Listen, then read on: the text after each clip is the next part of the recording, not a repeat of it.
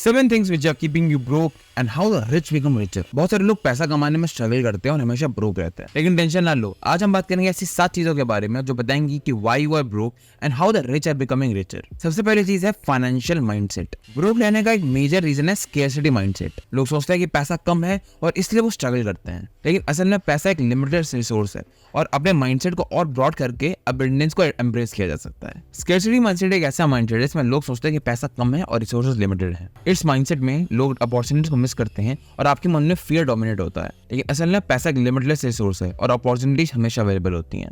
Abundance mindset को adopt करके लोग अपॉर्चुनिटीज को रिकॉग्नाइज करते हैं और अपनी लाइफ को प्रॉस्पेरिटी और अबंडेंस के साथ अलाइन करते हैं। इस माइंडसेट को डेवलप करने के लिए आपको अपने लिमिटिंग बिलीव्स को आइडेंटिफाई करना पड़ेगा और अपने आप से एक पॉजिटिव सेल्फ टॉक करना शुरू करना पड़ेगा। आप इसमें पॉजिटिव अफर्मेशंस की भी हेल्प ले सकते हैं, जिसमें कई बार लोग मिरर को देख के या फिर इन जनरल अपने मन में अपने आप से पॉजिटिव बातें करते हैं। That I am rich, I am wealthy, I am confident. ऐसी बातें खुद से करने से, एक पॉजिटिव सेल्फ टॉक खुद से करने से आपको पॉजिटिव बूस्ट मिलता है। अपने आप को एक फेक कॉन्फिडेंस देता है which develops into a real confidence. आप हर दिन अपने थॉट्स को मॉनिटर कीजिए और अपनी डेली लाइफ में ग्रेटिट्यूड को इंटीग्रेट कीजिए, जिससे आप अपने माइंडसेट को चेंज कर सकते हैं और अबंडेंस की तरफ अलाइन हो सकते हैं। सारे अमीर लोगों में ना एक कॉमन ट्रेट है which is wealth building mindset. वो अपने गोल्स को सेट करते हैं और एक डिसिप्लिन अप्रोच के साथ अपने गोल्स को अचीव भी करते हैं। वो अपने हर डिसीजन को एक लॉन्ग टर्म पर्सपेक्टिव से एनालाइज करते हैं। जितने भी वेल्थ बिल्डिंग माइंडसेट वाले लोग होते हैं ना, वो अपने गोल सेट करते हैं और फिर उसी डायरेक्शन में मूव करना शुरू करते हैं। उस डायरेक्शन में मूव करने के लिए वो कंसिस्टेंट एफर्ट करते हैं and they never give up. वो अपने फाइनेंशियल डिसीजंस को रेगुलरली प्लान करते हैं और उस शॉर्ट टर्म ग्रेटिफिकेशन के बजाय एक लॉन्ग टर्म सक्सेस की प्लानिंग करते हैं। वो अपने हर इन्वेस्टमेंट को इवैल्यूएट करते हैं और अपने फाइनेंशियल फ्यूचर को प्रायोरिटी देते हैं। अगर आपको भी ऐसा माइंडसेट चाहिए तो अपने लॉन्ग टर्म फाइनेंशियल गोल्स को क्लियर करो। आप हर गोल को एक स्मार्ट टेक्निक से सेट कर सकते हो। इस स्मार्ट टेक्निक की बात हमने इस वाले वीडियो में करी हुई है। आप रेगुलरली अपने प्रोग्रेस को ट्रैक करते रहिए और उस रिगार्डिंग अपने गोल्स को चेंज भी करते रहिए। एक डिसिप्लिन और एक कंसिस्टेंसी के साथ लोग अपने वेल्थ बिल्डिंग जर्नी में सक्सेसफुल होता है। लाइफस्टाइल इन्फ्लेशन एक बहुत कॉमन इशू है जो लोगों को ब्रोक रखता है। जब लोग ज्यादा कमाते हैं तो लोग अपनी एक्सपेंसेस को भी ज्यादा कर देते हैं, लेकिन यही हैबिट उनको ब्रोक बनाती है क्योंकि वो अपनी अर्निंग से ज्यादा तो स्पेंड करने लगते हैं। लाइफस्टाइल इन्फ्लेशन का मतलब होता है जब लोग अपनी इनकम के साथ अपने एक्सपेंसेस को भी बढ़ाना शुरू कर देते हैं। जैसे कि कुछ लोग जैसे जैसे उनकी सैलरी इंक्रीज होती है वो नया घर, नई गाड़ी और लग्जरी लाइफस्टाइल को जीने लगते हैं, लेकिन यही हैबिट उन्हें ब्रोक बनाती है क्योंकि वो अपनी अर्निंग को सेव और इन्वेस्ट करने से बेटर है अब और ज्यादा स्पेंड करते हैं। अमीर लोग अपने एक्सपेंसेस को कंट्रोल करते हैं और अपनी लाइफस्टाइल को उनके बजट के अकॉर्डिंग प्लान करते हैं। इसके लिए लोग अपनी नीड्स और वांट्स को ट्रैक करते हैं और अपने बजट को उसके अकॉर्डिंग एलोकेट करते हैं। इसके लिए बहुत सारे रूल्स का इस्तेमाल कर सकते हैं। एक बड़ा कॉमन रूल है जो आपने सुना होगा, 50-30-20 रूल। इसका मतलब है कि whatever you are earning उसका 50% should be for your expenditure, जैसे हाउस रेंट, आपके बिल्स वगैरह हो गए। 30% शुड बी योर वांट, जैसे कोई पार्टी करना है, जैसे आपको कुछ खाना पीना है, ठीक है। 20% शुड बी योर सेविंग। ये सेविंग बहुत तरह से होती है। आप स्मॉल कैप में इन्वेस्ट कर सकते हैं, आप लार्ज कैप फंड में इन्वेस्ट करते हैं, म्यूचुअल फंड कर सकते हैं, SIP कर सकते हैं। There can be multiple ways, लेकिन 20% of your income should be saved. 50% for your expenditures, जैसे जो आपकी नॉर्मल लिविंग है, एंड 30% फॉर योर वांट्स, क्योंकि भाई जिंदगी मारनी थोड़ी है, इस जिंदगी को जीना भी है। लाइफस्टाइल इन्फ्लेशन से बचने के लिए आप एक मिनिमलिस्टिक अप्रोच भी जी सकते हैं। जैसे जरूरी नहीं है कि आपको हर मीटिंग के लिए, हर पार्टी के लिए नया कपड़ा खरीदना पड़े। मार्क ज़करबर्ग जैसे लोग सिमिलरली 2 या 3 टी-शर्ट रखते हैं और उसी हिसाब से 2 या 3 जीन्स रखते हैं। आपने बहुत सारे बिलियनियर्स को देखा होगा कि वो डिफरेंट टाइप का कपड़ा बार बार पहनते हैं। आप एनालाइज करिए कि आपको एक्चुअली कितनी रिक्वायरमेंट है। अगर आप उससे रिक्वायरमेंट को सेटिस्फाई करते हो तो आप एक मिनिमलिस्टिक लाइफ जीते हो। जरूरी नहीं हर नई चीज जो मार्केट में है आपको ट्राई करनी है।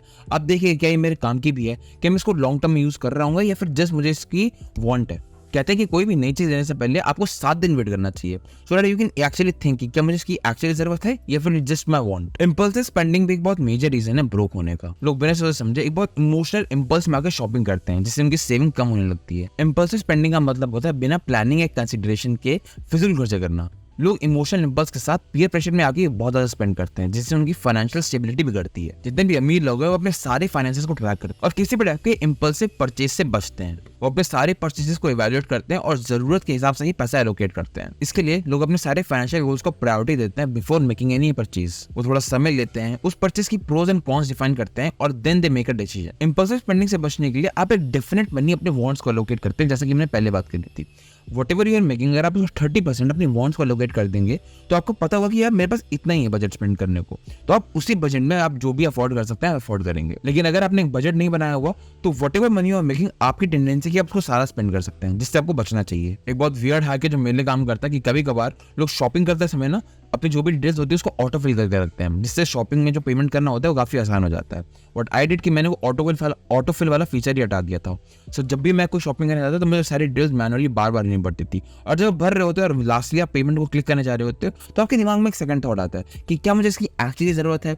जब भी मुझे ऐसा थॉट आता है मैं रुक जाता हूँ और मैं एनालाइज करता हूँ, लेकिन अगर मुझे ऐसा थॉट नहीं आ रहा है इसका मतलब मुझे एक्चुअली उस चीज़ की ज़रूरत है and I buy it. Broke रहने का एक बहुत मेजर रीजन है फाइनेंशियल इलिटरेसी। लोगों को बेसिक फाइनेंशियल कंसेप्ट और इन्वेस्टमेंट ऑप्शंस के बारे में पता ही नहीं होता, जिससे वो फाइनेंशियल एरर करते हैं। जितने भी अमीर लोग हैं वो अपनी फाइनेंशियल नॉलेज को इंपॉर्टेंस देते हैं और हमेशा अपनी फाइनेंशियल नॉलेज को इंप्रूव कर रहे होते हैं। आप पर्सनल फाइनेंसेस की बुक पढ़ सकते हैं, फाइनेंशियल सेमिनार अटेंड कर सकते हैं और बहुत सारे ऑनलाइन रिसोर्सेज का भी इस्तेमाल कर सकते हैं। इसके अलावा आप अपने फाइनेंशियल एडवाइजर से कंसल्ट भी कर सकते हैं to make proper allocation. Compound interest एक बहुत इंपॉर्टेंट टूल है वेल्थ क्रिएशन का, लेकिन बहुत लोग इसको अंडर एस्टिमेट करते हैं और अपनी सेविंग्स को इन्वेस्टमेंट में कन्वर्ट नहीं करते। अमीर लोग अपनी सेविंग्स को इन्वेस्टमेंट में कन्वर्ट करते हैं और कंपाउंड इंटरेस्ट की पावर का लेवरेज लेते हैं। वो अर्ली एज में इन्वेस्टमेंट स्टार्ट करते हैं और टाइम के साथ साथ उनका पैसा ग्रो होता है। इसके लिए लोग अपनी सेविंग्स को डिफरेंट ऑप्शंस में एलोकेट करते हैं, जैसे mutual funds, stocks, SIP, etcetera. Compounding की पावर को समझने के लिए कंपाउंडिंग कैलकुलेटर्स का इस्तेमाल कर सकते हैं, जिससे आपको अपने लॉन्ग टर्म फाइनेंशियल गोल्स को सेट करने में हेल्प मिलेगी। ब्रोक लाने का एक बहुत मेजर रीजन है फियर ऑफ फेलियर।